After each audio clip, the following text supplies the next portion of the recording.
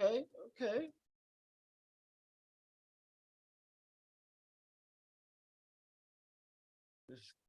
Sketchy.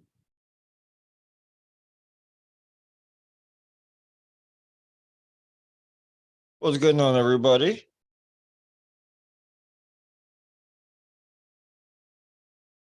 Travis is coming. I we we have a technical difficulty there for a second on our part.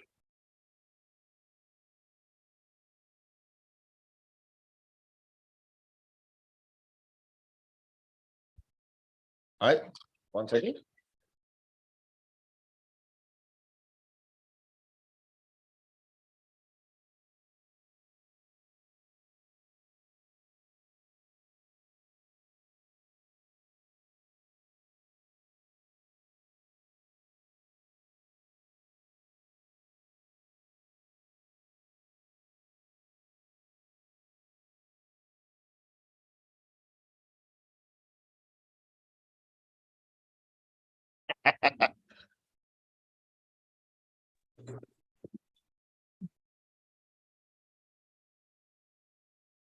Oh my God, Travis Bagent, thank you so much for coming to pilot of this first pilot of the show. Tell Me I'm the Greatest podcast with Travis Bagent, and we thank you so much because the pilot is a rough geek to start, and we appreciate your patience. The Bears. I have no patience. I have no patience. Terrible pilot first episode start. I've been sitting here for 35 minutes watching you twiddle through buttons, having to contact Gary Roberts and Robert Kelly just to get the rights to use the Travis Bagent name. You don't know it, but FedEx is on the way to your house now with a subpoena from Steve Kaplan himself. I have been banned to do a podcast, sold the rights to the podcast 42 times. Oh man, you in that Devil Laird situation, huh? The law's coming. Just remember I told you. Man, it's all right. I'm just gonna show him, hey, I have a signed permission right here, baby. Whoa! I got hey, it. Everybody who's got that card, you got to take a photo of it and put it on the intranet. And in the caption, what do you say in the caption? Check it out, Artem. The Bears. The Bears. How many people can say the Bears right now? You will get a free Tyson Bagent autographed NFL Super Bowl football. All you got to do right now is wait for him to win the Super Bowl and then put right now the Bears now in the comment. Gabrielle is in the chat. Gabby says, hey, just saw my photo on the thumbnail. What's happening? Gabby! You're part of the meet and greet. That shitty hotel that I'm getting you is not free. We're going to work you to the bones when you get here. We have 13 personal appearances lined up, radio, TV, seminars, 14 super matches. You're going to sign 100 t-shirts. Yeah, 200 t-shirts, 6,000 VIP cards. So listen, I've been thinking about this. I have a budget. Okay. So now what should I do from an arm wrestling standpoint to, first of all, let's think about the most important thing. Well, Gabby already says it's going to cost more than a hotel. After she sees this hotel, she's going to be mad at me. It's the Quality Inn in Spring Mills. So not even in Martinsburg. No way. This is the shitty part of the area. I'm putting her in the hood right in Rio de Janeiro, right by Martin Luther King Boulevard. It is on. What is it? MLK and King Street? Yes, it is on Hey, Gangsterville, hold or on. better known as my neighborhood. I got you. Hey, Yeah, right here, baby. there's actually go over the budget. All right, so Gabriella was one of the hotel, but what's gonna be Tell the Gabriella to get her own podcast. Stop, get off of our podcast. she's in the thumbnail. Come on. She's a part of meet and greet. Oh, that's right. She's a superstar. Gabby, we need you. All we need you to do is follow my lead, young lady. I will produce the entire piece. You just be you. Easy work. All right, yeah. So we got a budget. Uh-huh. $5,000 per event. $5,000 per event. How should we spend the $5,000? And how should we try to make 10 grand? Hold on. What do you mean per event? I'm saying, me and you right now, Uh-huh. we can have 12 events a year, Okay. $5,000 budget per event, but the goal is to make money. And make sure we end up with 10. Got you. But we're spending 5. Okay. I mean, we don't have to spend 5, but we can spend 9. But we got to make sure that we get 4 from somewhere else. What? $5,000. Now, listen, not just talking to you, Artem. We're talking to our viewers. Got you. So, what is the secret formula for spending $5,000 and profiting from a arm wrestling event? Well, I think at this point, the entry fee for sure, right? It has to be kind of high. Because you get in the Well, same. that's the deal, right? As soon as you get over that $40 entry fee, Right. I mean, dude, you send shockwaves through the community. Which at a 45 is still acceptable nowadays, which is 45's not 40. which is a lot better than the 25 which we used to have. You know what I mean? It's from promoter perspective. No. So yeah, so we got a $40 entry fee, right? Don't we have to invite? Isn't it always just invite only? Right? Because that way we take away all the weird looking at the door to see if your entries are coming to weigh in. Right. Not knowing that there's always like 15 minutes before weigh-ins are closing, somebody walks up to you and they want to know why your 4 training partners are not there.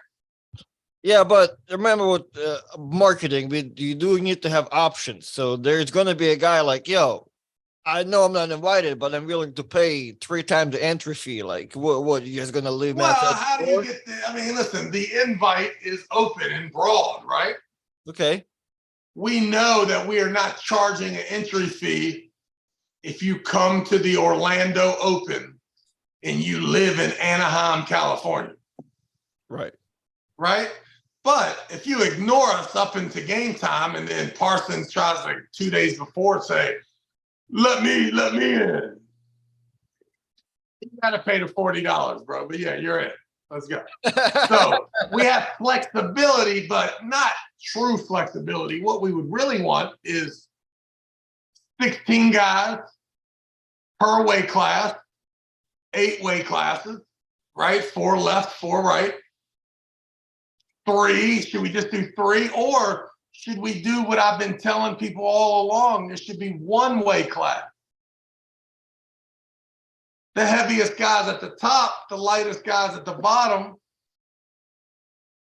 And when we get to the Elite 8, we pay $500. But what's that mean? 4 people make $500.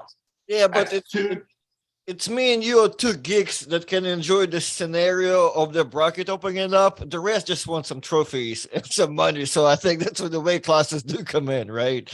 So do they do? Man, I feel like dude. That's what limits you. What limits you more than anything is knowing that that guy's weight limits you in is, what term?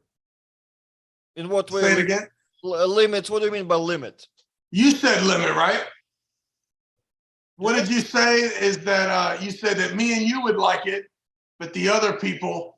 Right. I mean, you will like it because we geeks and we can enjoy how the bracket opens up, right? Like to see that everything go out. But the rest of them, they need trophies and money. That's what I said. You know what I mean? That's why Right. Well, to right. be But type just of know that kind if of you get second in your weight class, that's just like getting eighth in the weight class. If it's one weight class, right? yeah, but the Facebook post looks different, dog. Yeah. Well, I feel like if you got to the final four of this bracket, you could crown the light, middle, heavy, and super heavyweight champs. And then it's almost like an overall for it to continue. I'm with you. I'm 100% with you, but I'm talking about this guy that like wants to cut weight because he's too afraid to pull somebody and he doesn't get the concept of the whole thing, right? Plus, really wants the Facebook post to say like he's number 2 guy. I think if we do something like that aggressively to where it's like, man, you just do it and we'll make it awesome to where it maybe, I think you need to start out with a lot of money to gain interest, right? Of the people who may be a little scared. Well, I was also too thinking about setting it up so that it's really just me. It's you. It's winning Travis's money. Okay. Right? So there's a tournament. Whoever wins the tournament gets to face me for the $5,000. I feel like me and you can do it, starting with like maybe first 3 tournament, make it out nicely looking, and make it in a bunch of different clips and videos, and people will get attention. Brad Cook, Brad, you're in the house. You need to listen to this, right? Okay. No, Brad might have an idea.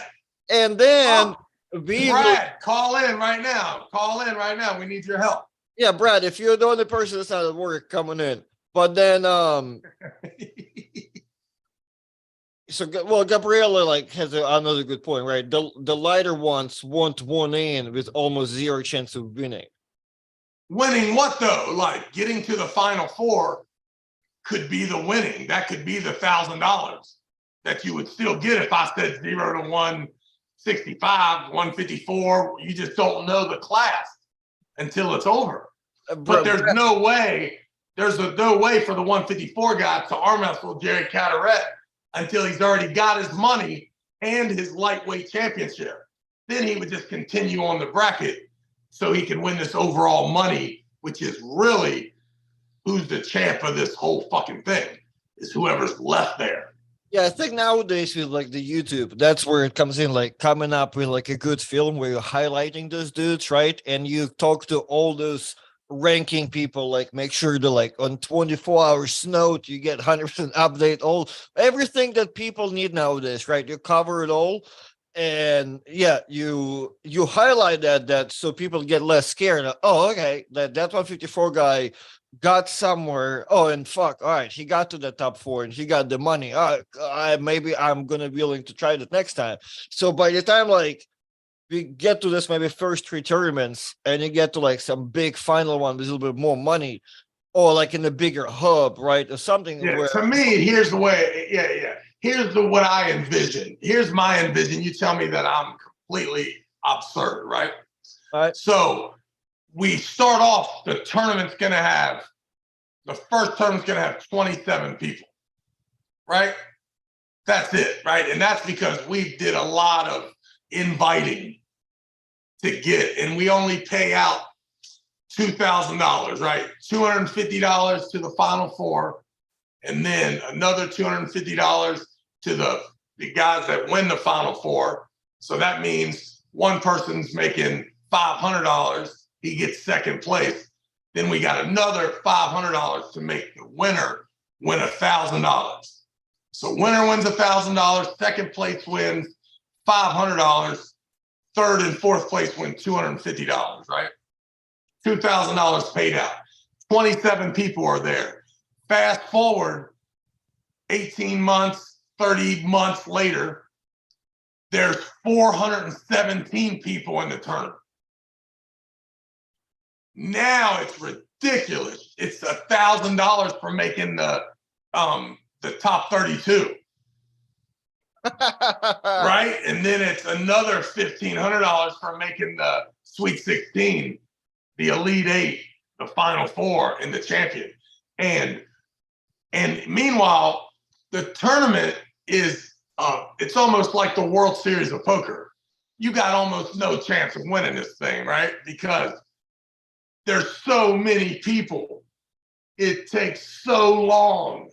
Where, you know, it might take 17 rounds to win the thing, and your first match might be Cadorette versus Chafee because they happen to weigh the thing, right? You don't have to worry about Jerry and Dave being over here. One of them is gone in the first couple rounds, right? Along with Wayne Withers and Travis Bagent and Ryan Espy. But the way you'll do it, you can also probably break it down into like smaller, separate brackets too, right? Yeah, it's almost like you can't even win this thing, right? This is just the main attraction, the TV portion of it, right? And as soon as you're getting knocked out, you just go through the curtains. And that's where 27 current former world champions all have their booths set up, selling their t-shirts and signing their autographs. There's tables everywhere. Just a massive practice that leads into alcohol and the party to ensue that night. But it never really stops, right? Like the tournament starts Friday night. Everyone has to get weighed in. And before we go to sleep Friday night, we knock out the first round. And the first round looks like it did in Istanbul. There's 13 tables lined up.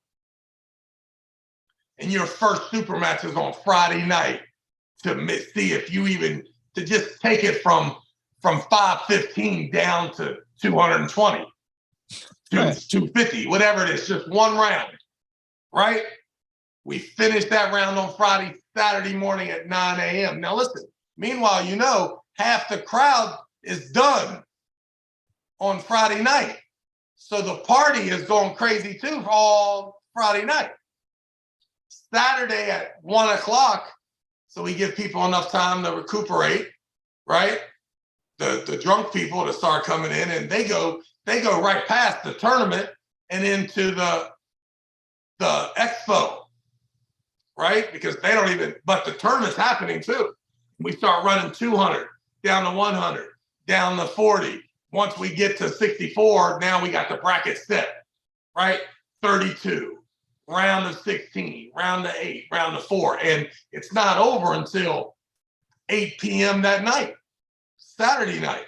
But you know that right through the curtains is just wonderland of knowledge and casual arm wrestling practice. Yeah, I mean, to me, that's the setup. Like it's an awesome expo, yeah. Yeah, we have to have the tournament, but the tournament is so extravagant, and there's so many ways because you get put in the class by your weight. There's so many ways to lose that it's really the experience, right?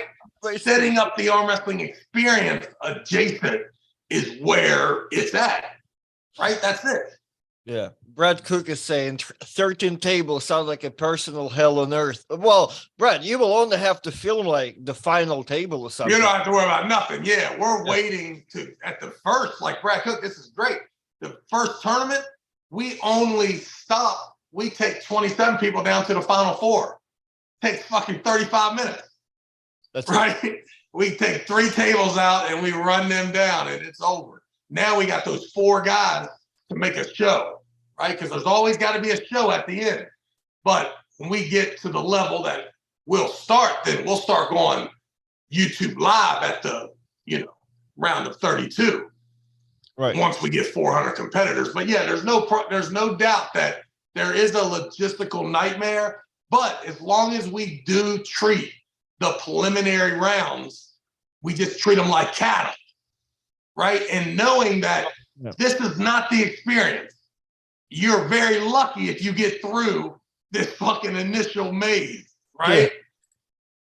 Yeah. And the maze is terrible. And you're going to find out at the last minute that you weigh the exact amount as a bad motherfucker.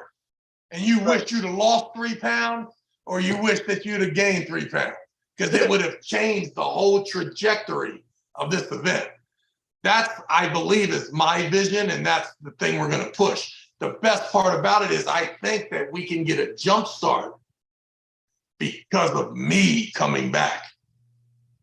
So if my attempt to protect the money every week, it's 50-50 thing too, to where like some people might get scared, some people might get interested. You know, it goes both ways with you. There's no doubt. And the thing is we have that supreme level, but we always have the semi-pro, the amateurs, and the masters at every event, right? We got all that bullshit, trophy hunting. We got you. Right. So, and you can technically add, so if the way you do it, well, it's actually your vision. So whatever you want to do, but I'm thinking, yeah, I'm just talking about the money, the show, everything that we're doing is centered around me arm wrestling.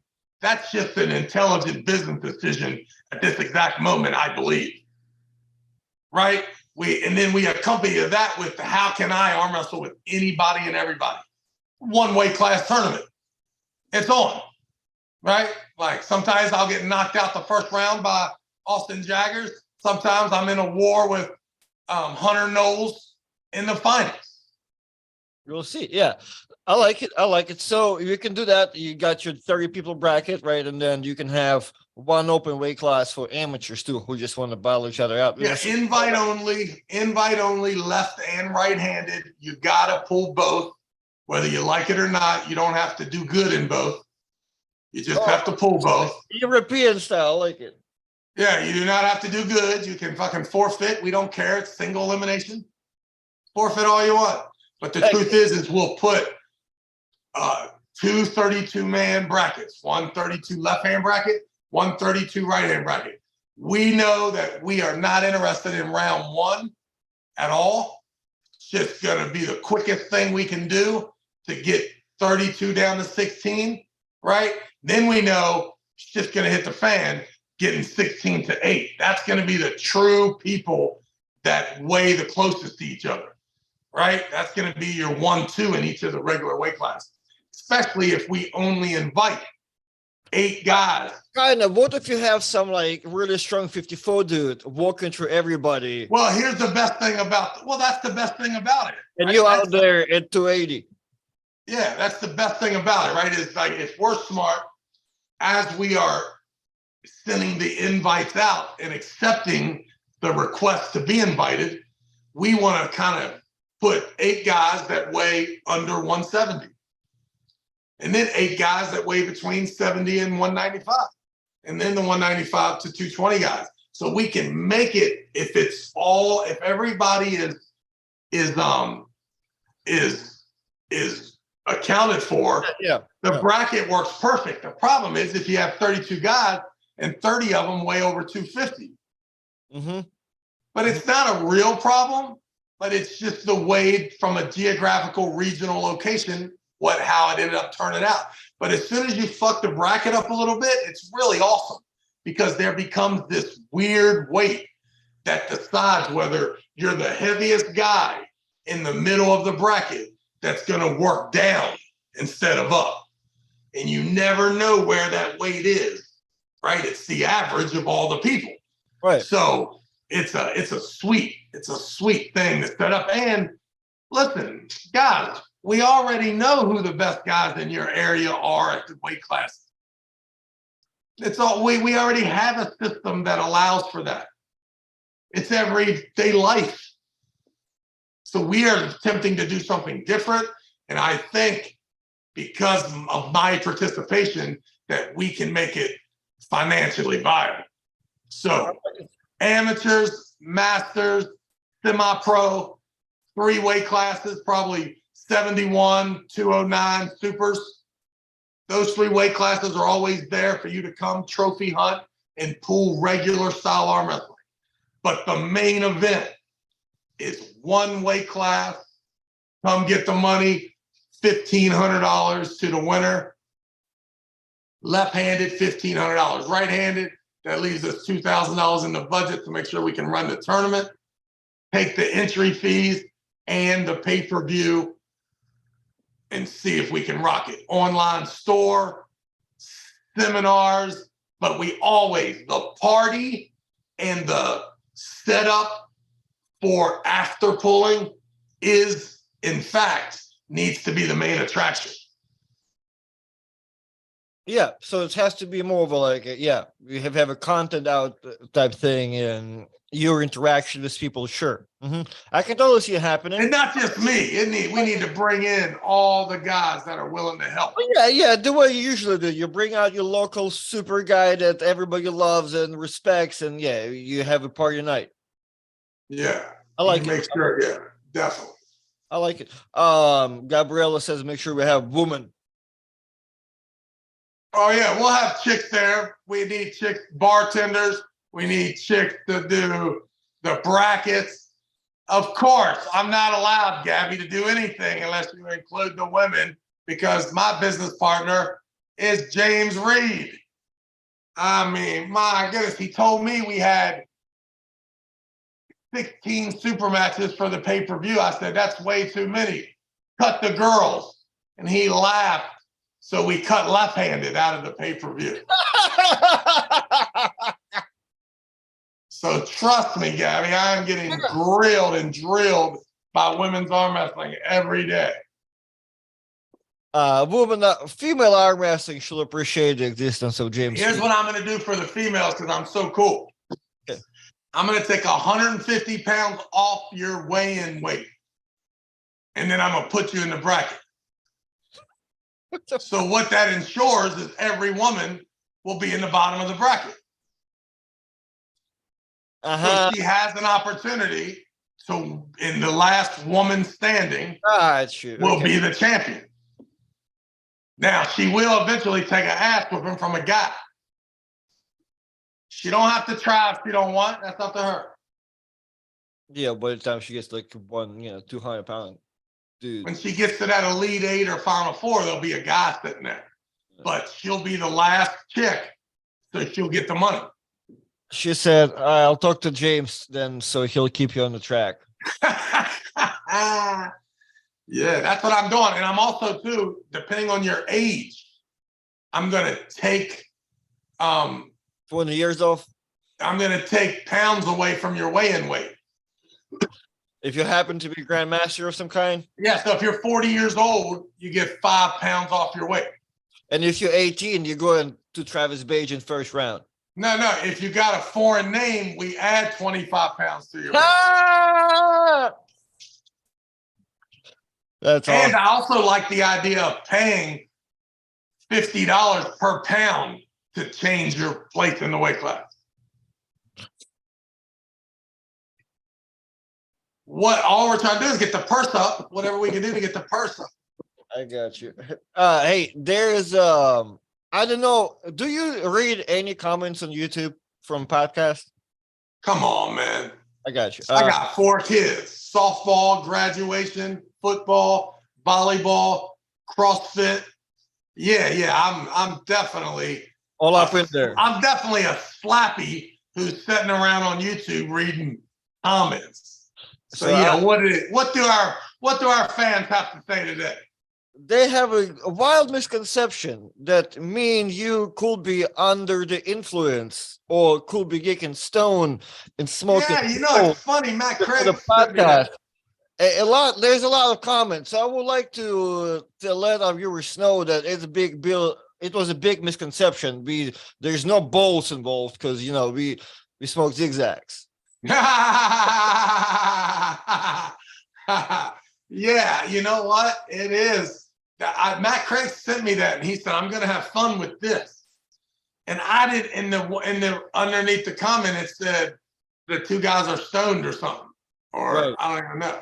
So, is that an attempt for them to belittle us, or is that a negative comment?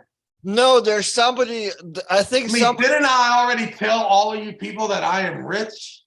Somebody summed it up pretty good. Like, hey, Travis, love the podcast, love the knowledge, the way you articulate. Please keep getting stoned.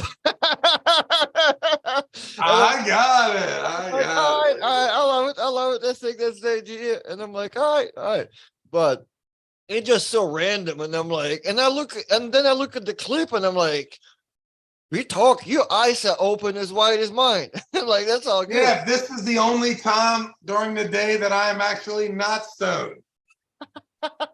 Thanks a lot for interrupting that there, the crowd. That's great. That's great. Yeah, that's so funny. I love it when people try to use your positives as a negative.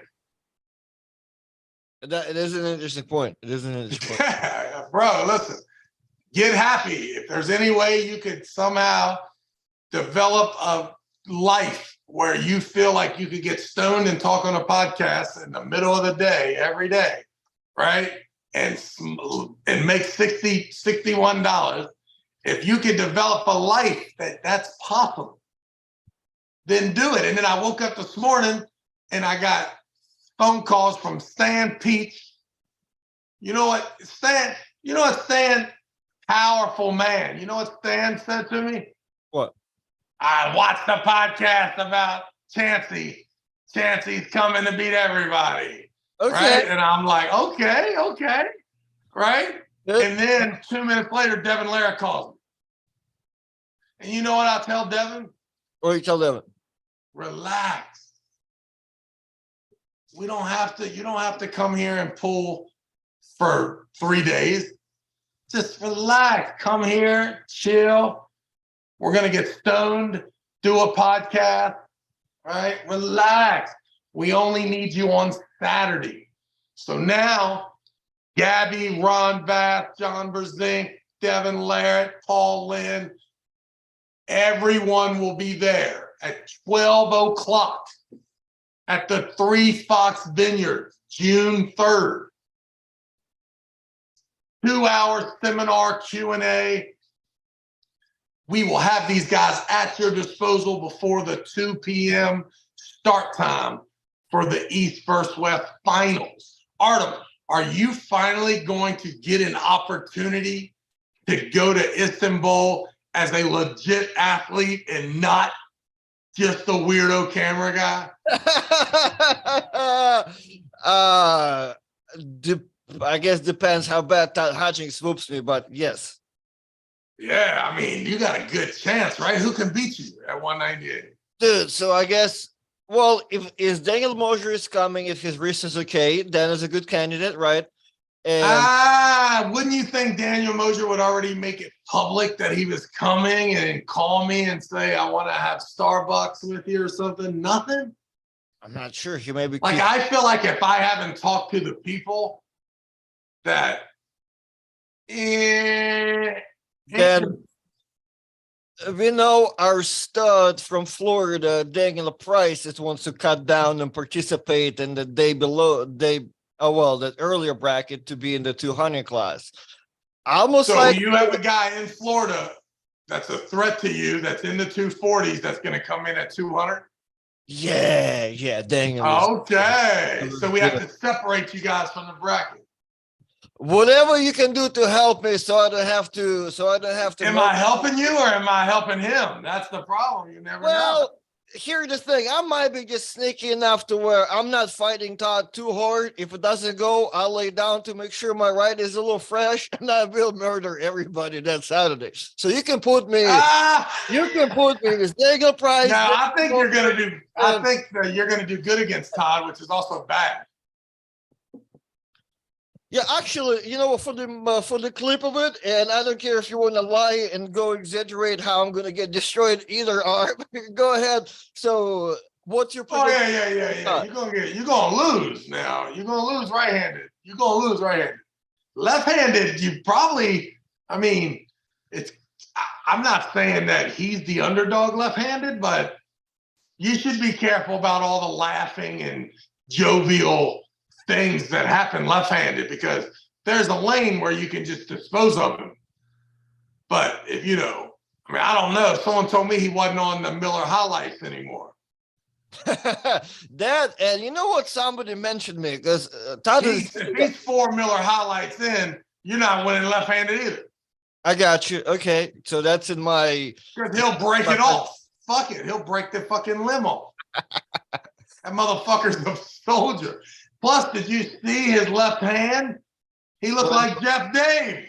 When was injured? Yeah. What a hell of a thing to do just to get your hand bigger for arm wrestling.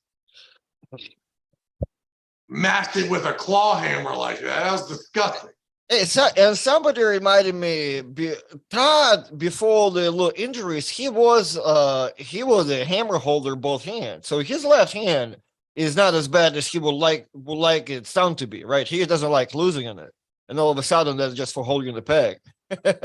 Yeah, he's in that perfect position where as soon as you knock the rust off the top rollers, and they can't finish him, all of a sudden the left arm is in shape. Plus, he's so awkward. The pushing, the jamming, the awkwardness. So you definitely got to be careful with it. Yeah, the pressure is coming from the weird angles. And fuck, there's something else about him too. Oh man, just an ass whooping. Yeah, just the fact that he's the best arm wrestler in the United States, that's the biggest fucking problem. Yeah. Right. That's a little bit of another thing is the strap. He loves to talk about buckle and no buckle. Well, I think it's just a hideaway. I just one morning I wake up, with him, he only says the conversation because he's really comfortable with that buckle on, because he gets perfect connection having the buckle. That's why he likes to point it out. But what the bigger issue is, Todd is the type of dude that needs tools to beat you. He needs that strap. That's actually the bigger point. So that's another. Well, he doesn't. I mean, if you would pull different, he wouldn't need the strap. You just try to take that man's hand. So that's why, yeah, go ahead and hook him. Just hook him. See how much he needs the strap then. Yeah, that's funny for people to say. Yeah. But yeah, I definitely agree that he's all about that strap connection underneath his wrist and its tightness and availability to his shoulder once he's overwhelming there. And then listen, I've seen Todd stand up straight and start turning this way to get his grip, which is a little different than turning in there to get it, right? When he's nasty, just straight up in the air. He's one of those guys too. Like if he ever sold out to that Travis Bagent way, he'd be unbeatable. Because there's no way for me not to make at least the match awkward. And once you get in an awkward position with him, he easily wins. Right. That's correct about him. Yeah, he's able to do it in the funny ways. Just fucking sit there and do shit. Yeah. No doubt. Bad motherfucker, yo. Bad dude. Yeah. Plus, and I almost think there's a height issue, but he is able to be there with his knuckle up and be really nasty with it too. Like especially in the strap, because he has all that protection with that bottom strap. I mean, he's like, fuck it, worst case scenario, you can take that thing all you want. Right. You better be patient with where your right shoulder is, because as soon as that right shoulder passes both of those hands, you probably ain't going to be able to pin him. And then keeping your right shoulder too far perfect, you could slip in a hook with him too at any time. So got to be careful. I mean, he's a dangerous human being. Hey, did you post that poster that I sent you anywhere? No. So I want to send it to you and Robert, and somebody says, hey, it says June 2nd on the poster. And I'm like, that's not supposed to be posted anywhere. So like, I don't know. Yeah, I just all I saw, but I did see, did you make two versions? Yeah. Maybe it was maybe James Reed made one. Maybe. So yeah, I'm gonna redo one for the Saturday. Redo yours, right? 12 o'clock on the nose, noon. Yes, sir. Seminar Q&A with the greats. Parsons tried to call me, but he is fired from yesterday's podcast. So we good. He was very subdued. He didn't go crazy. I loved it. Oh yeah, he was good. He was yelling in my ears so bad. I don't know how it was in the mic, but Lindsay came out. She's like, "He's so loud." Like he was gigging in. He was gigging in on the subject. I love it. Not bad. Yeah, I kind of set him up like, yo, bro, let me know how hard you're gonna go right now. Hey, so we talked about the seminar. What else the timing for the June 3rd? What else people need to know? When to be there, how to be there? They can come, they just check out, listen, go to Facebook, go to the NIL or NAL page. Everything is set up, but there's 2 places to weigh in. You can weigh in Martinsburg, or you can weigh in Virginia at the 3 Fox Vineyards. We're going to have so many studs in the house. So, I think it's going to be, there'll be plenty of access to John and Devin and Gabby. So just come hang out. And if you want to pull, we got every weight class known to man, every category. If you want to win some money, you still can. Doesn't matter how good you are. Marcio, all that crew up in New Jersey, Pennsylvania, Ohio, Rick Layton in North Carolina. Anybody's welcome. If you got a stud, bring him up. Awesome. I can actually do the flyer. It will be awesome if we can actually sign that poster that I made, sign that and sell that on the spot too. Bring those out. Because that's kind of badass. Look, I'll show it to you in a second for the final. But yeah, let me see what you're talking about. June 3rd, guys, once again, you can purchase those East versus West 5 posters that are signed. Travis, you're going to get them in the mail next week. Nice. 5. Remember, the price of those is $150 as they are right now, or $1,630 if you sign it, because you said it will be. Yeah, you be careful. I remember with my signature, baby. $150 as is with Devon, Livan, Dave Chafin, all of them. $150 and $1,630 if you want Travis. Nice. I'll get it June 3rd. All right, what's going on? What about Brandon? Is Brandon coming June 3rd? You better talk to him. He told me he'd been listening to the podcast. I mean, is he? Yeah, let's go. Let's go. I don't think he qualified or anything, but we got him. I got him in on an exemption. An exemption. Since he bought the Zloty tour, and now he's selling their equipment, he is in. Well, it's not, hey, so I was trying to get the guest up, but it's so hard.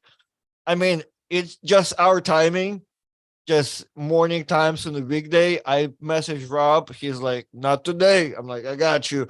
Paul Lynn, working. I messaged Todd Hutchings. I'm like, hey, Todd, are you at work? Like, yeah. I just replied, good man. I love it. Yeah, I think it's the best time not to have terrible guests on that ruin the show. So, yeah, it's all good. Actually, you know what? Let me ask you this as I'm going to edit this thing real quick. So isn't it interesting how far we went from, like, I remember when we first time met in Texas after doing, like, I don't know what we get, like 2-3 episodes, no, maybe 4 episodes, and we went to Waxahachie, I think, for the tournament. What was it? Where Elizabeth and Sarah pulled, right? And Ryan. Yeah. And you were sitting at the table, how you hate doing the podcast, and you don't want to have any guests, like something like that. And it's funny how we kind of we're like 37 episodes in. Like, it's my goal at least to get like 40 out of you. So if anything happens, I can at least be like, yo, Travis committed full work week of podcasts for you fuckers. It's all good. Exactly. Well, here's the deal. The deal is it's got to be driven home. It starts all with that freaking publicity, and then you got to just ride that momentum. And the fact is you work so hard at some shit like this, even if you finally start making some money, you're still resentful by how much time it took to even get to that spot. So for me, the podcast is nothing to do with money, but making sure that we document the comeback.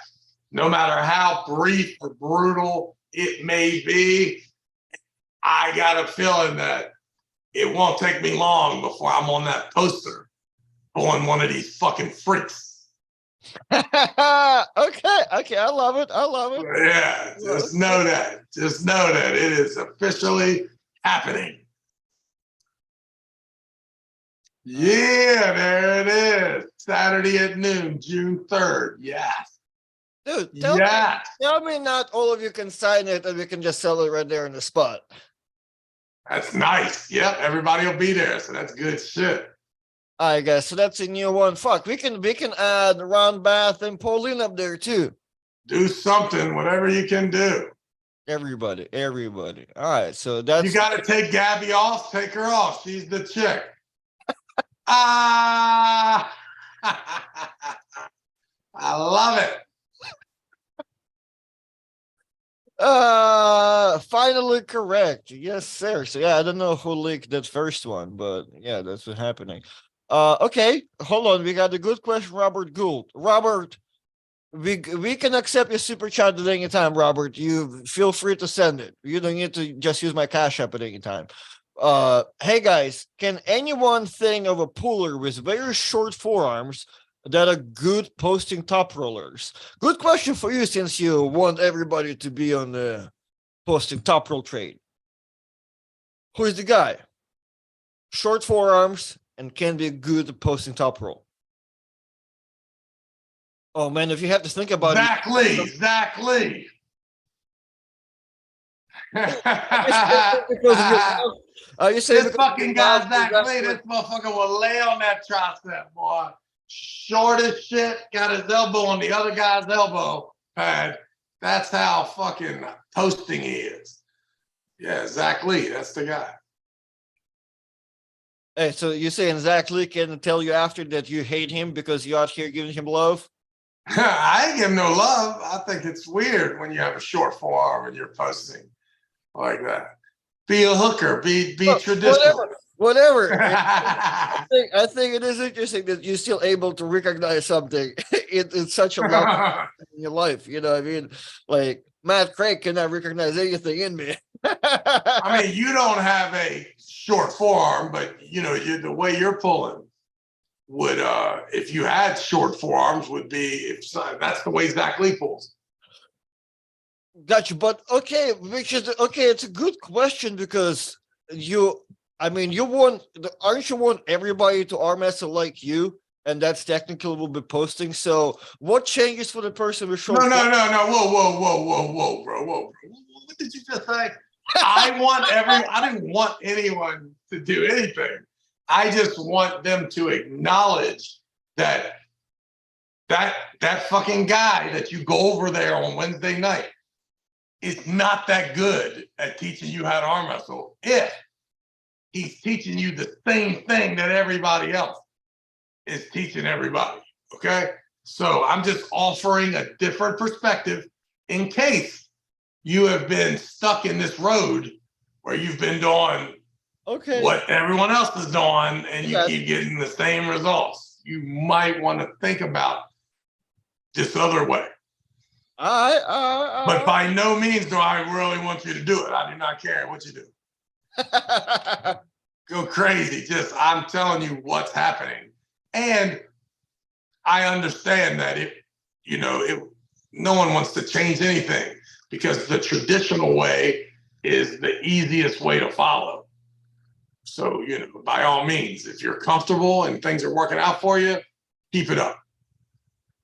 Right. You kind of have to see if you're happy with your progress and you think it's and if you run into somebody like me, you at least have a little knowledge about what he's trying to do to you. Right. Okay. That's also a fair point. $20 super chat from Fluffy Feet. Is Matt Mass going to make a comeback? Travis? That's interesting. Matt Mass called me, wanted to know if he could videotape his matches, which is a direct violation to exactly what the fuck we're trying to do. So I'm like, nah, bro, you can't do that. He's like, don't worry about it. I won't put him out anywhere. It'll be fine. It's like he didn't even hear me say no. So then I was like, oh, yeah. Then I figured when he gets here, I'll break the news to him that he can't film. But what I said to him was, yeah, you can film the prelims all day long. You probably won't make it to the final match. Oh, and he did not appreciate it, but he laughed it off. He laughed it off. Okay, I love it. So, yeah, I mean, I think, let's say the very best of Matt Mask, right? The very best of him is him cracking Hermes, right? That's the biggest win of his life. Mauled by controversy. But understand, like, if I'm Matt Mask, I'm using that as my profile video.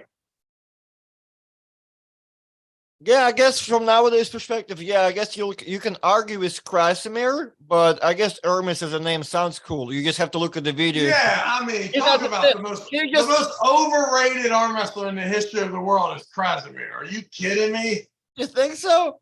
What are we talking about here? I mean, talk about a losing streak. My goodness, man. I believe that. Well, a losing streak comes from pulling. I think the Whisperer guy beat Krasimir the other day. I thought it on the E.T. Hey, how strong is he getting? He's looking good. Good. That motherfucker's getting strong. All those people that thought he was just a little faggot ass motherfucker, they couldn't stand him.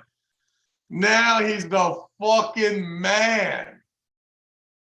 He's the man. I'm pretty sure Joe Rogers just beat him some out here in South Carolina super match, which is a good guy. Joe's good. Yeah, Joe's not bad. Yeah. I'm glad that he's traveling and taking, but you know what's sad though?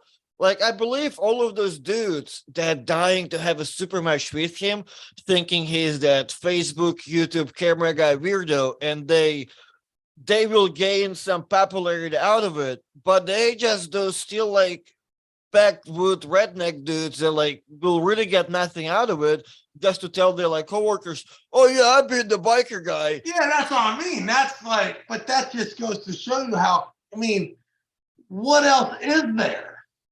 Yeah, but they'll be in arm wrestling, right? In arm wrestling, right? Who you going to arm wrestle?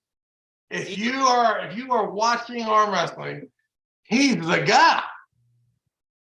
Go get. I mean, this is a beautiful thing, especially if the match is close. Yes, like it just. I mean, I understand why the guy would want to arm wrestle him, but I also admire the platform that you could create a platform like that. Dude, I'm telling you, man, don't be surprised if that dude's like continues to be a beast. No, he's going to be the king of arm wrestling. It will be a lot more cooler if people can recognize that they really like. I get like. Well, yeah, but you don't know. Maybe is there a big sense of gratitude when it's all said and done? That's what you would hope. I don't think that there is, because they don't. That's what I'm trying to say. It will be a lot cooler if the dudes that trying to pull him have some type of initiated platform to where they can actually use it. Otherwise, they're just pulling the guy just to. Yeah, but if you had a platform, he's a dangerous person to bring on it. He's a beast. I mean, I'm telling you, man, it won't be long before you and him are in a war. Yeah, which is awesome. Like, I'm all about it. You know what I mean? Yeah, he's a good one. Like, we need to bring him to the tournament. He's in the bracket. He's in the bracket. Oh, I don't know, but I'm telling you right now, I would love, I'd love to work with him anyway. I mean, he's a stud. He was a cool motherfucker when he wasn't cool. So it was all good. Yeah, it was all good. He was just one of them dudes. Can I set up the camera? Yeah, of course. Motherfucker, do whatever you want. And just appropriate as hell. So, yeah, he's somebody that's going to be a superstar. Yeah, that's another thing about that too, that you don't have to be, just because you want to do some content doesn't mean that you have to be weirdo too. You know what I mean? Like if you commented, Yeah, most of you motherfuckers are weird as shit. He's not. That's what I like about him. That's the thing. There's people that think that they have to be a certain level of arm wrestling to be a part of like the group. But in reality, is like, you know, you're just a weird guy. Like you don't have to be amateur, pro, or be something. Like as long as you're cool, like you're cool. Yeah, it used to be a prerequisite. You couldn't even buy a fucking camera unless you were on the watch list of a fucking whack job. But now they give normal people cameras too. So you feel sorry for them because us older people just assume right away that you're a same weirdo they met in '87. That's so funny to hear your perspective. I was thinking about this morning that like, man, Travis really like to like put shade on camera dudes when in reality as a camera guy, you think of this like you just like lame dudes that never did anything. That's the difference. Hey, not only lame clients, the presidents of the company all had the camera. I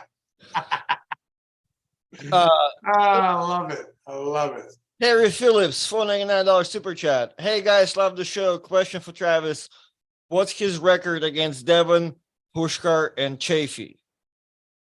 Good question. So, Dave Chafee, I ran into Dave Chafee probably 7 days, and I was successful 4 of them, and he was successful 3 of those days. But those days that he had were back to back to back. Went 2014, 2015 Game of Arms finals. Probably met up. We probably met up 7 more times. 3 times when he wasn't good, and then 3 or 4 times when he was good, and I was successful. So, yeah, I'm Dave's daddy. Devin, that's interesting. I'm probably met up with Devin 8 days, and 5 and 3 in my favor. Okay. Who was the other one? Pushkar. Andre Pushkar. We met up 3 or 4 times when he was young, and it was easy work for me. And then I lost to him once.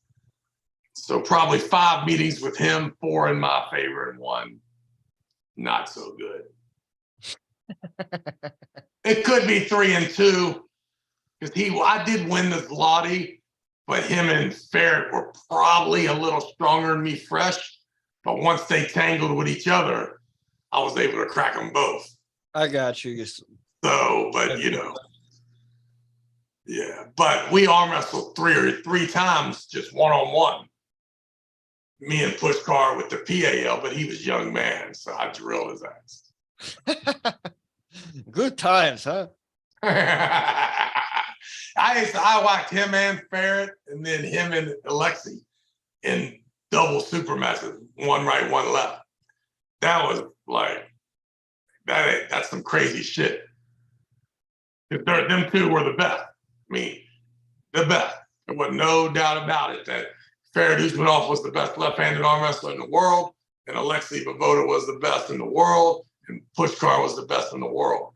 And I cracked them both in the same card. I was a bad motherfucker, Arnold. Good Lord. And then looking back to 2016, man, I was ferocious with Jerry.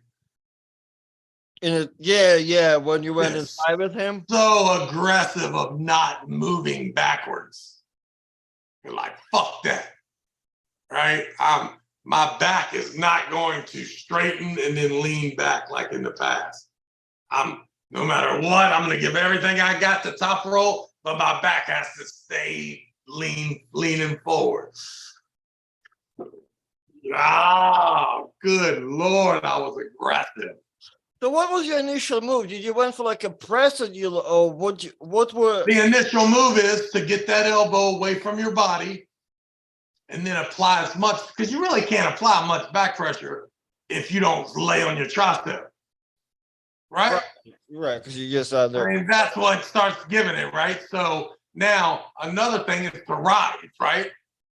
But it's a lot easier to rise with your elbow tucked into your body and then you just up, right? But when that elbow gets away from your body, it's real difficult to rise, right? But you fight it so much at the gym with that strap. You fight it so much that you do have enough back pressure, even though behind it is what's going to happen, which is that elbow is going to fly back to my chest. And usually I would take my upper body and get it as close to my hand and fly away. But with Jerry, it's like hold that back pressure up, push sideways. And when they say go, it's going to come back. But when it comes back, you come forward and meet it. Woo! Devastating. Yeah. So you got to your like top row leg position, but you sat on it almost. Yeah, do not, because he's waiting for you to just move that right shoulder. Once you move your right shoulder, he puts his right shoulder right there, right where yours was, and it's right in between your shoulder and hand. And now you're all jammed up. Yeah. And as soon as you try to stand up, your elbow comes flying off the back. If you lay on your, which you have to, now you don't have enough side pressure to finish him the last inch. I mean, it's a terrible position to be in. And honestly, I'm watching Ermis and Gennady. Gennady at different times almost got things cinched in that Jerry probably will. Mm-hmm. And Gennady's gonna, or not Gennady, but Ermis is gonna start that. But man, I'll tell you, man, Ermis was not in good shape at the end of the Gennady match, losing the final 2 rounds. Okay, so you so just Jerry. I mean, Jerry may not be as strong as Gennady, but he may be, and then maybe a little more dangerous at locking that broke arm position, freaking floppy wrist thing, and just I'm telling you, if you don't arm wrestle Jerry, it takes such one match learning curve, and before long you will understand exactly what like Georgie knows. What I know, why you see John Brzenk and Devin Larratt running forward and hooking, even though it appears you should stay away from this big motherfucker. You can't stay away from him. You are putting him, he's putting you where he wants you. His forearm is so long. Yeah, it's like he can't really pin you, but you also cannot pin him. Like that's his style. And your level of energy is taking up more to do what you're doing than for him to jam and press. His jam press joint manipulation is almost not a resting place, but it's definitely not hand outside the shoulder, full wrist curl, trying to finish at the bottom, which takes all the energy. Gotcha. We have $20 super chat from Robert Gould with Cash App. My question was for Travis. Of all the guys you faced, who had the strongest hand?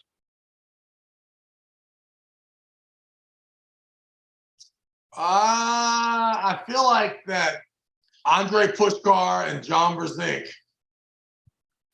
both of them, during the multiple times of arm wrestling them, have both at different points recognized that I had the hustle strap applied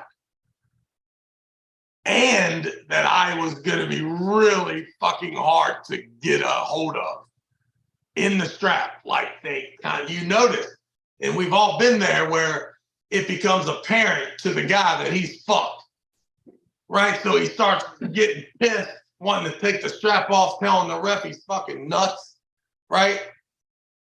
Both John Brzenk and Andre Pushkar at one point or the other got really frustrated about the procedure and just wrist curl, squeezed, raised their elbow and went a little psycho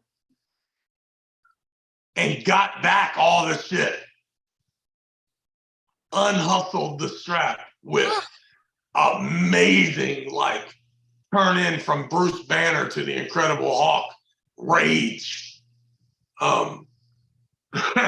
And then I got all weird and made him take the strap off and reapply. So yeah. A piece of work. You know what? That's what you told me, like very early on about your whole fist thing, because you said the whole fist coming off from John Zink. When he gets really, really upset and he cannot out-cheat you, he'll just go in the head and squeeze you so hard where you can't get out of it. Yeah, crazy. Yeah. And there were times where I would start applying that back pressure before go, and he was trying to hold on, and finally he's just like, fuck it, and he's just straight up in the air. Ah! I'm like, oh my God, I done showed him too much. Yeah. We talked about that too. Yeah, John and Andre Pushkar, two guys that got really mad because they couldn't believe that they were getting hustled. And they were so frustrated, and they both were stronger than me at a lot of places that you would want to be stronger than somebody to beat them in arm wrestling. And they both just went kind of psycho. Hey, is Michigan State June 3rd as well? It is. So if you're out there in the Midwest, I understand you're not coming. If you're the gorilla in your backyard, we understand. And we get it too. There's no hard feelings. Your boy already got all weird, Pettis. So he acted like, I was like, yo, bro, like, I can't even drive to your house in the day. Get the fuck out of here. We're good. I always hit him with, listen, I had no intentions of putting a tournament on your tournament date. But in the future, I could do it on purpose. Just know that this particular one was the total fucking fluke. So. Well, fuck, people need to recognize too, the arm wrestling is your person, not your, like, as yours, but your tournaments guys are like small enough to where you guys fighting for this feat. It would be a lot cooler if your events will be so much bigger and arm wrestling was bigger to where it doesn't even matter if there's 15 tournaments that day, right? Of course. But for some reason now, like, Steve Pettis feel weird that you have a tournament, day away. Right, but we're 9 hours away from each other. Like, come on.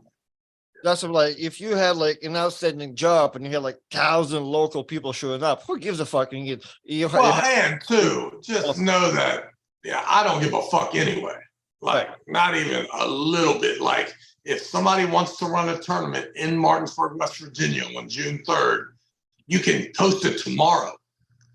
And you will not one time have me call you and say, man, what are you doing?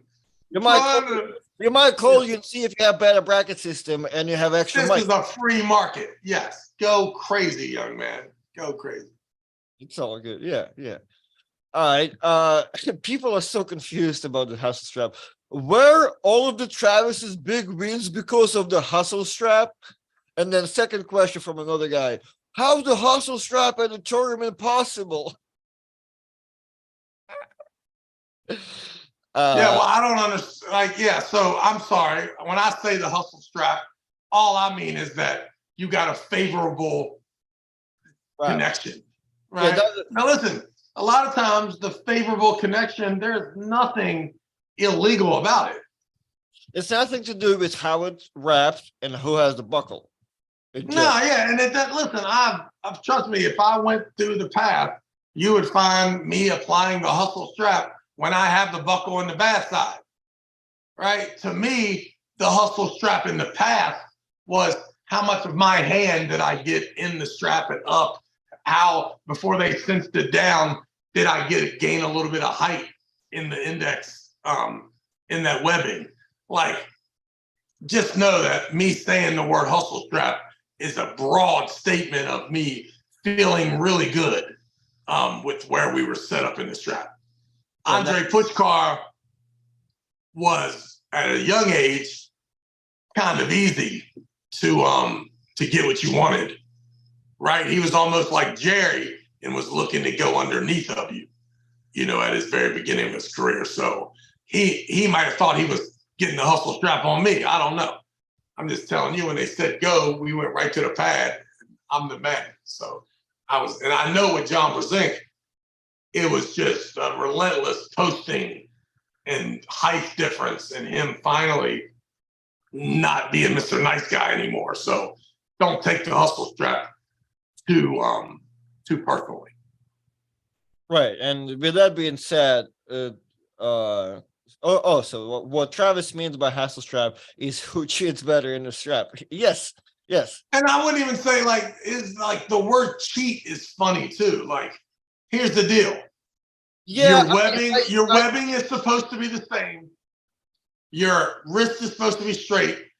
But I think that a lot of people think that if we both attempt to reach and squeeze and control, all of a sudden, if I take my hand and just put it straight down and not worry about that, you accuse me of cheating.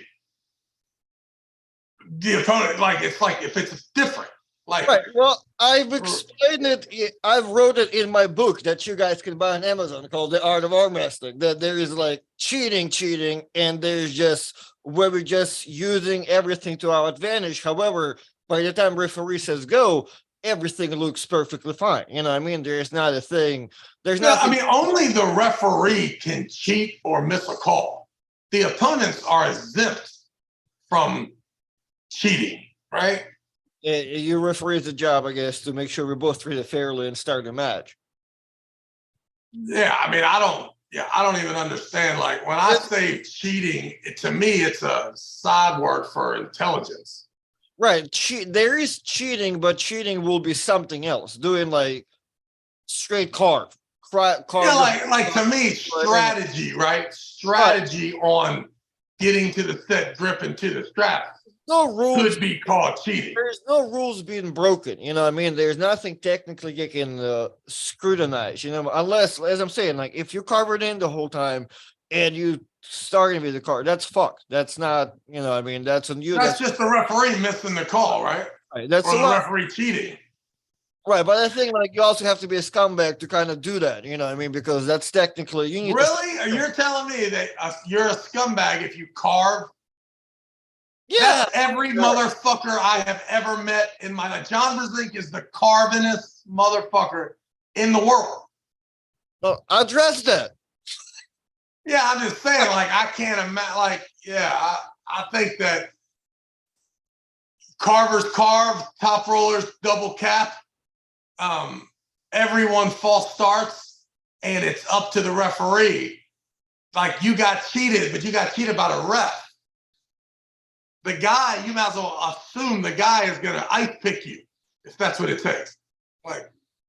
Well, you have to be in position to be unfuckable, as you said, right? There's no way. Yeah, exactly. Yeah, exactly. Yeah. Right. That's why you can rob me, but just know that you're stealing the money from the neighbor, because I was already in his house. Yeah, I'm with you. Unfuckable. I'm with you. Yeah, and that's what kind of you can't participate in many conversation after. Oh, I was doing this and this. Oh, really? Okay, never happens to me because usually I'm the guy doing all the things. You know what I mean? I don't know. And that's another thing too. You assuming that the other person is going to follow the rules is absolutely delusional. Delusional on your part. Yeah, he's not following the rules. It's heartbreaking to find out once you're that guy that thinks that too. Well, I think what's even more heartbreaking is when you couldn't recognize it as in real time. Right? Yeah, I got it. And I mean, so tough gig. Yeah. Recognize it. Even when you, let me tell you, let's say tip of the day is today, right?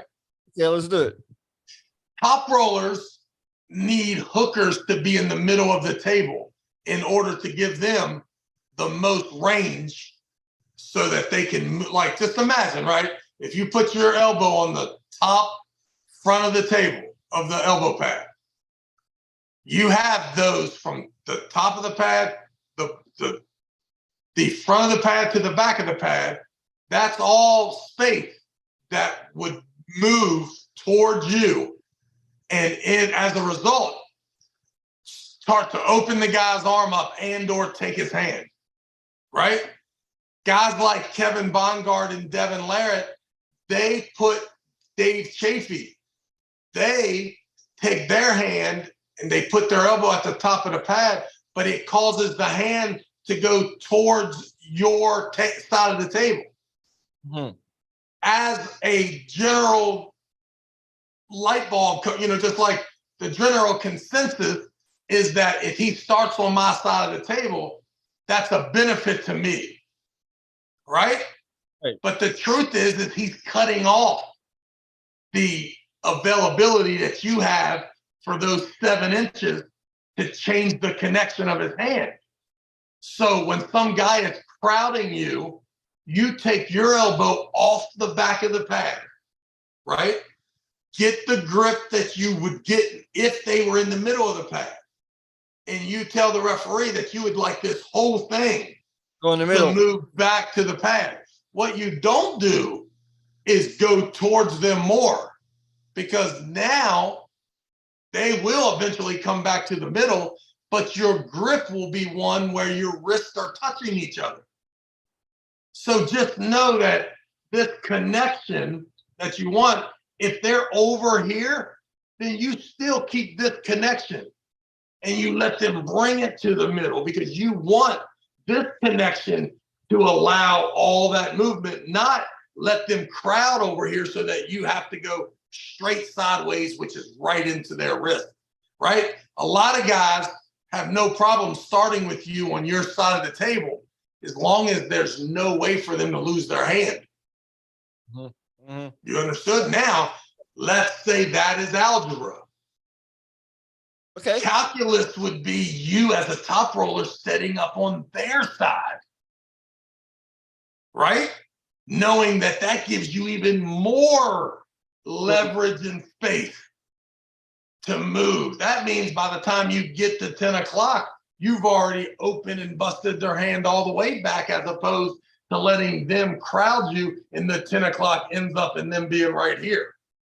If they started over here, that position would make them there, right? There are so much stuff that I have inside this brain of mine. It's crazy. How am I supposed to lose to regular dudes, Artem? I don't know. We're going to find out. We're going to put you in the 27-man bracket. And we're going to see if you're this guy. 32-man bracket, 32. Or you're going to become this man all of a sudden. We're going to see what happens to you. Yeah, I mean, I just don't like, I can't imagine me losing to just regular guys. Like, you have to have a weird last name to beat me. Right. If it's just, what's funny, that that's why I want that footage from those fake practices you've been going to and not sending me any videos, because, well, the practice was one thing. We have a good footage of you at the Florida tournament where you're beating on Matt Parker, and it's just you pulling, but it has got like 200,000 views. And it's hey, let's go. But it's you doing little things too there, like moving around, that people appreciate in comments, and like, Matt was probably saying some shit too.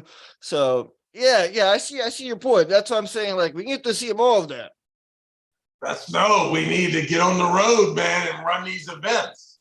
We have a weird super chat that I don't have condescending time reading, but I'm going to rephrase it to my best ability. You have a hard time reading a fucking kid's book. What, are you kidding me? No shit.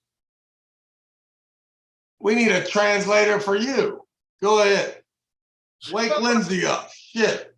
She's out there vacuuming. My man needs subtitles. Well, I'm gonna slap you with the Jordan Peterson book. Yeah. 499 from Mike Garza. Hey Travis, my friend Brian Sissom is a Travis Bagent and Bears hater. Can you give him no, it's one thing to have a problem with Travis Bagent. If you got a problem with the Bears, man, you got a fucking problem.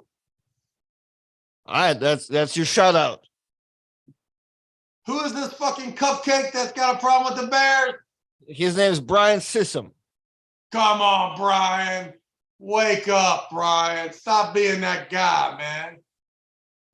Stop being that dude. The Bears. The Bears. The Bears. Hey, everybody, right now, let Brian know. Just put Brian, the Bears. Let's go and chat go crazy, guys. Ask Travis if I can get one of those signed acrylic plaques yet. No. Why not? I got to get on that website today. I was supposed to do that last week. Did you I get? got to make that. I got to make that. It's not live yet. Did you get on the phone with Rob? No, but I do got good news. I got new camera guys with internet. But they're not. They're just like camera guys with their cameras and their internet. We got to still produce it. Okay. But I think that's the best thing, right? If we can just get at least 2 cameras and maybe 3 or 4, but definitely 2 that have camera guys behind them, so that you and Rob don't have to do that.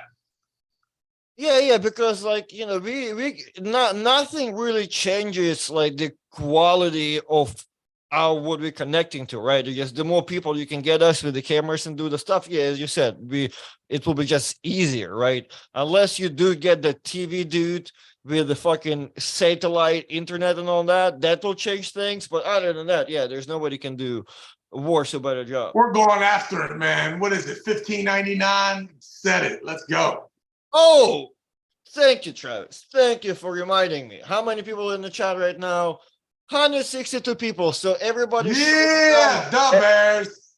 $4.99 super chat from Fluffy Feet. Brian, the Bears. The Bears. So,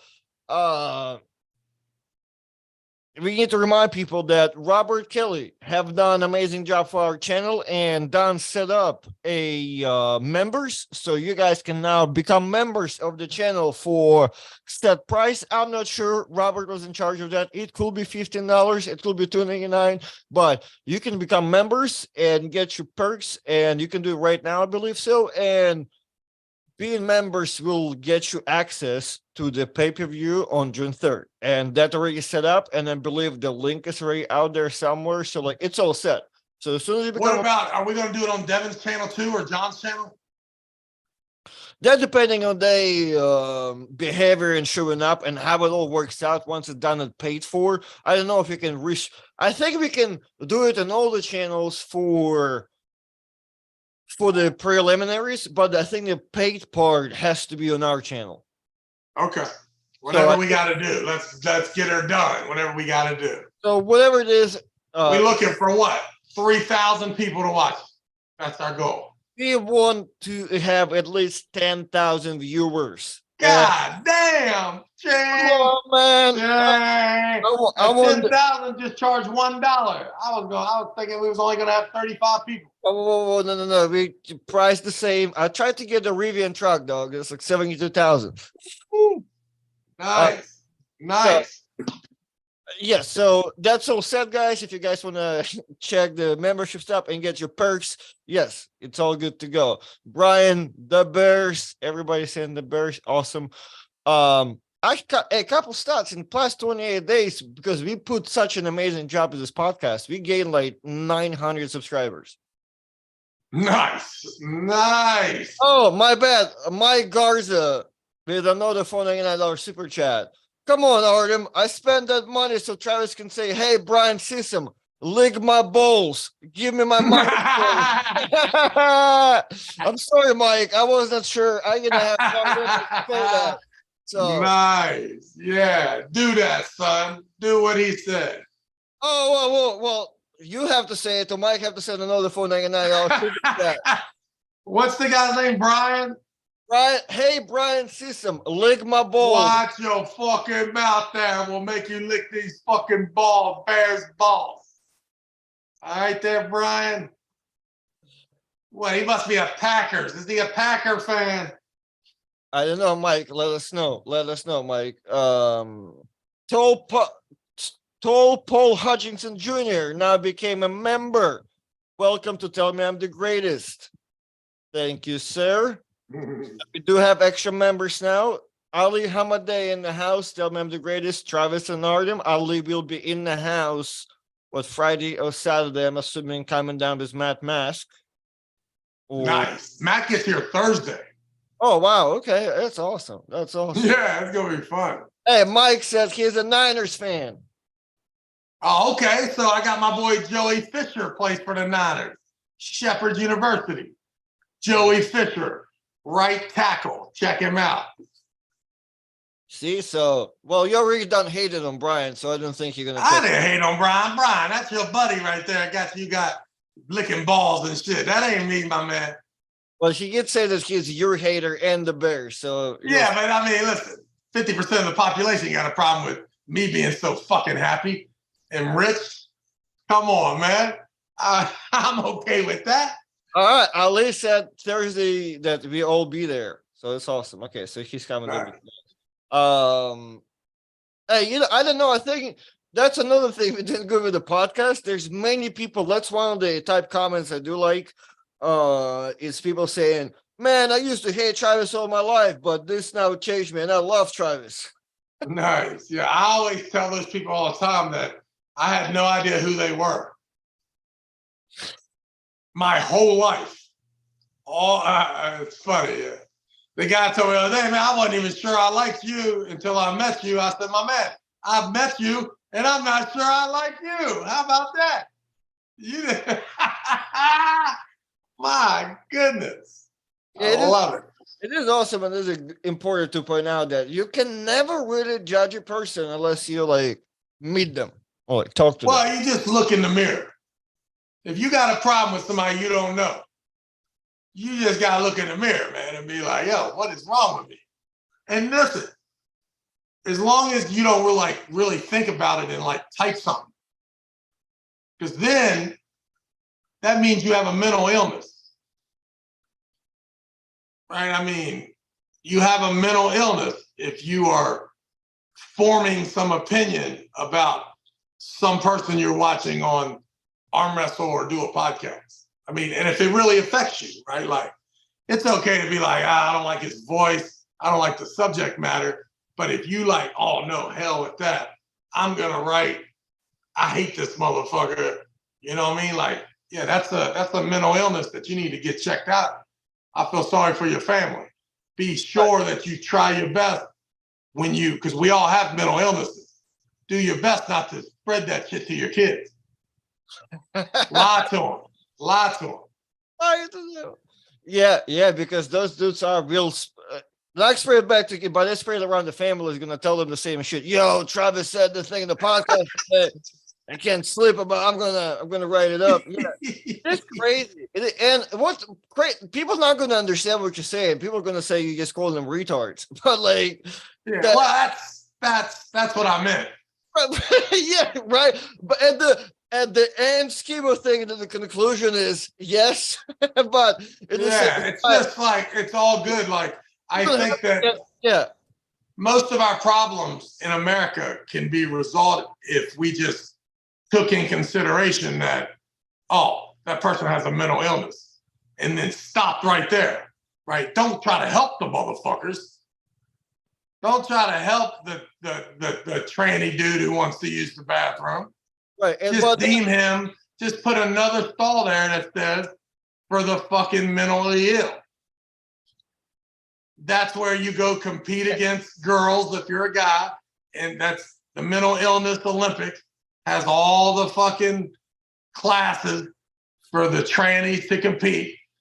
And it has all the bathrooms for them to do that. But as far as like society, well, we don't want to make any changes to our life because we have a few people that are mentally ill. And then it's important to recognize and go back, look in the mirror that you're part of those mentally ill people as well. Of course. And listen, if you do locate a mental illness in the mirror, hide it. Suppress it. Don't let it be known. Keep that shit inside. Well, I guess first of all, accept it and then hide it. Hide the fuck out of it because everybody that loves you is going to think you're a fucking weirdo. Oh, don't be doing weird shit around me. If you don't like Travis, it's because you're 10-ply, charming, soft. Toughen up that skin. Thanks, Hunter Austin. My man. I My man. always My like man. Ken Plyce jokes. We all watch Letterkenny. Fake it till you make it. Artem versus Travis live on this channel. Hey, it's what happened if I can make it. Yeah, we'll do that shit Monday, Tuesday, whatever fucking day I see you. It's on fucking site. Oh shit! All right, I'll pull up at the table. I was saying we'll see if I can make it to you in the bracket On site, motherfucker. Okay. On site. Ooh, that's a scary lap. I think I'm pulling in the tournament on June 3rd. Am I putting you in the bracket? I mean, if I overview that bracket that day and I see there's some dollars there at the end, I might grab that loot. All right, I like it. All I gotta do is whack like Austin Jaggers and Ryan Espy and those guys. Fuck, I'll whack them dudes. What about Chen Shaw? I think he already got invited, right? I about doubt he comes. Yeah, Somebody said he got invited back with Inge. Yeah, he did. So all he could do is ruin his chance.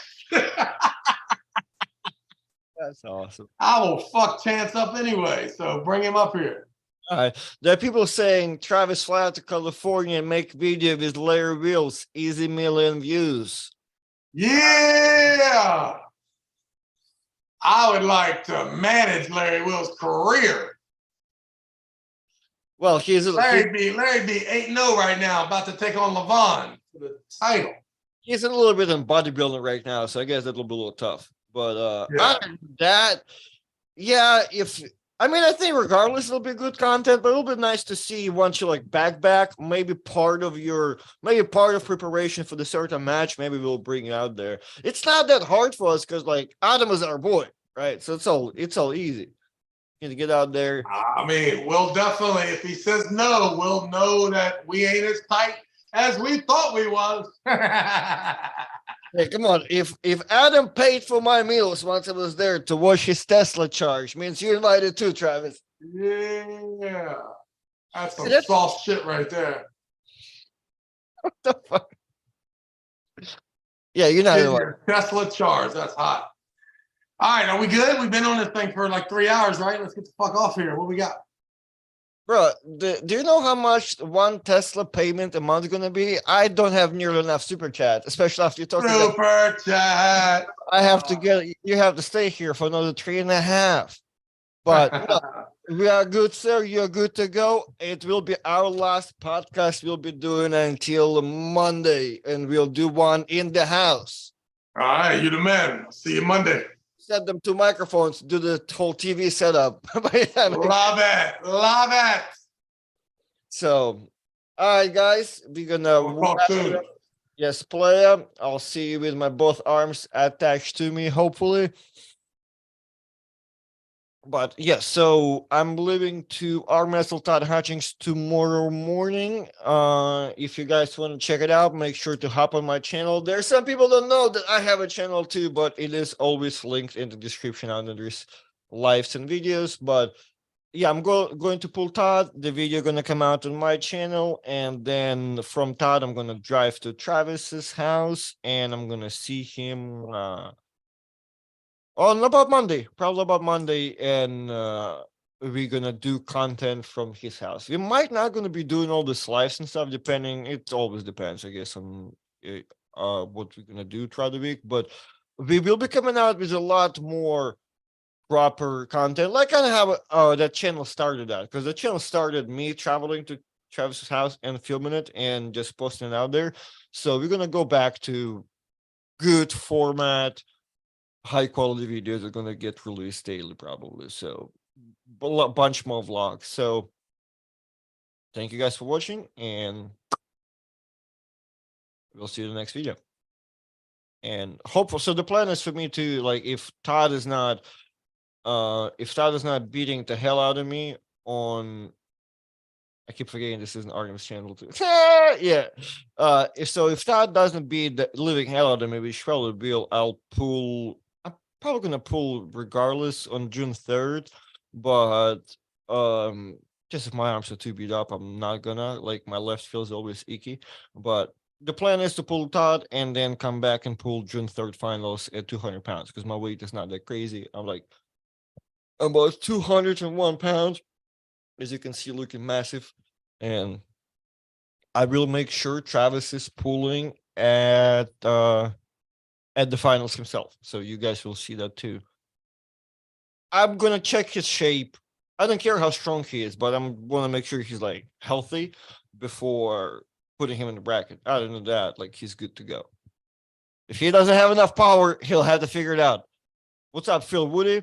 Thank you, everybody. See you the next podcast. Both hands with